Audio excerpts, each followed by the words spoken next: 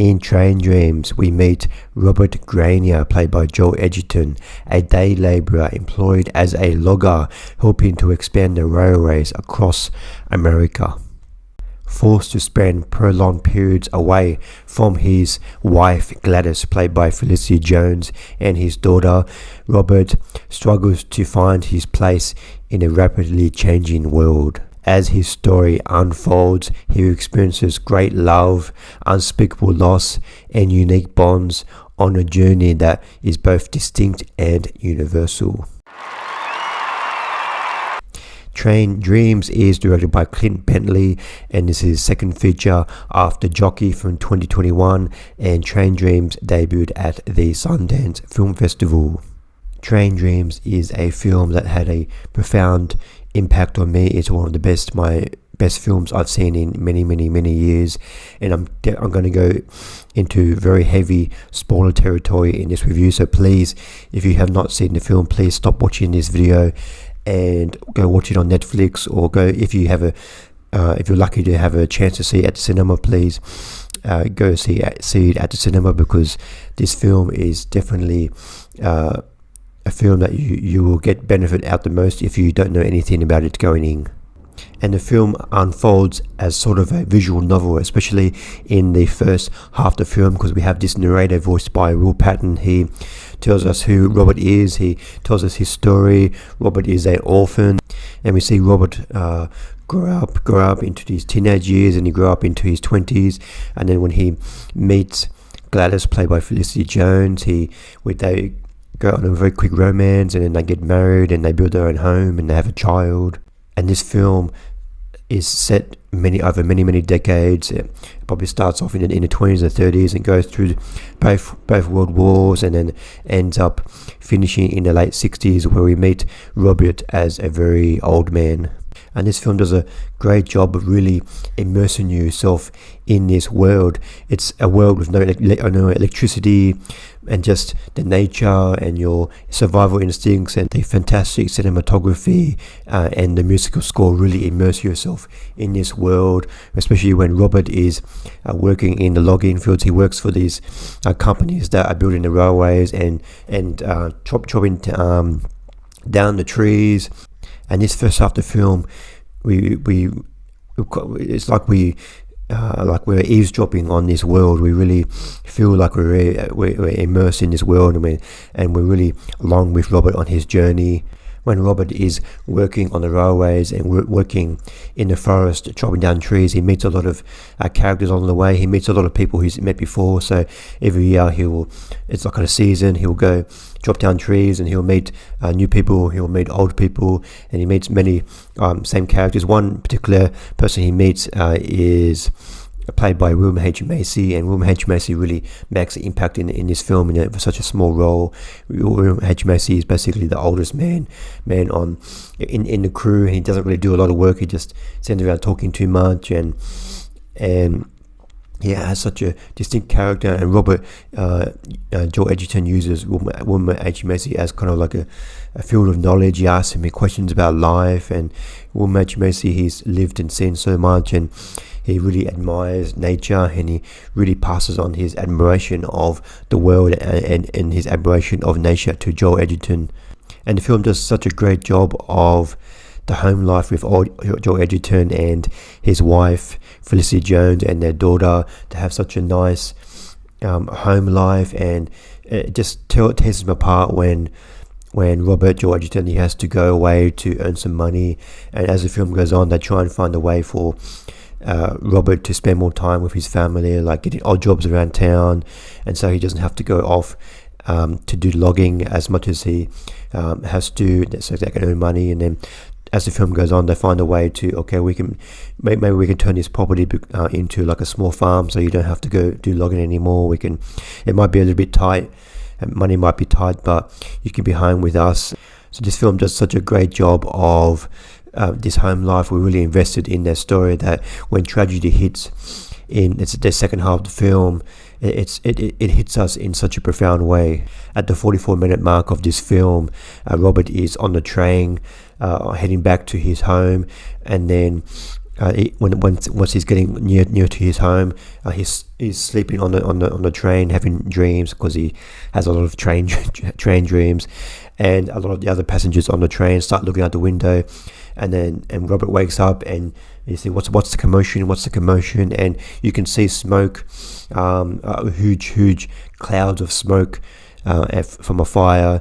And Robert gets out of the train, and he's in a panic because he recognizes that this smoke is coming from fires near his home, and he tries to find his wife amongst the towns of people, but he can't really find her at the moment. And this second half of the film is really Robert trying to come to grips with the loss of his wife and his daughter. It just takes him a long time, because his wife and his daughter are his life and his foundation. Before he's met his wife, he was just strolling along in life. And this second half of the film is about embracing that loss, trying to move on with your life, letting other people into your life, letting other people help you along this journey, and just yes, loss is a part of life, and you have to move on with your life, and you have to enjoy nature, enjoy your life for what it is, and you just have to embrace the loss in your life and not let it consume your mind and in your life. As I said before, Robert, he meets a lot of people in his life that impact him in a profound way, and in the second half of the film, he meets some people who help him. There's one shopkeeper played by Sean San Jose, and he recognizes that Robert is really going through a really bad time in his life, and he helps him.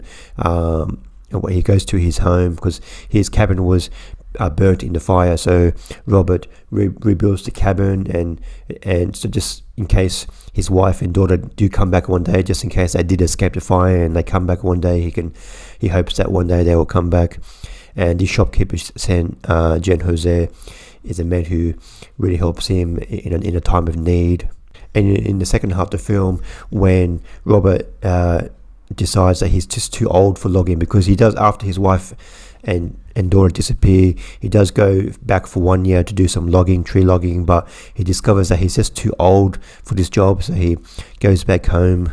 So when Robert discovers that he's just too old for that type of work, he lucks into a horse and a carriage, and because the owner of this horse and carriage passes away, and he makes a deal with the owner of the horse and the carriage to buy it from them in installments, and he uses this horse and carriage to transport people from location to location, and this is basically his job, just as a people courier from place to place.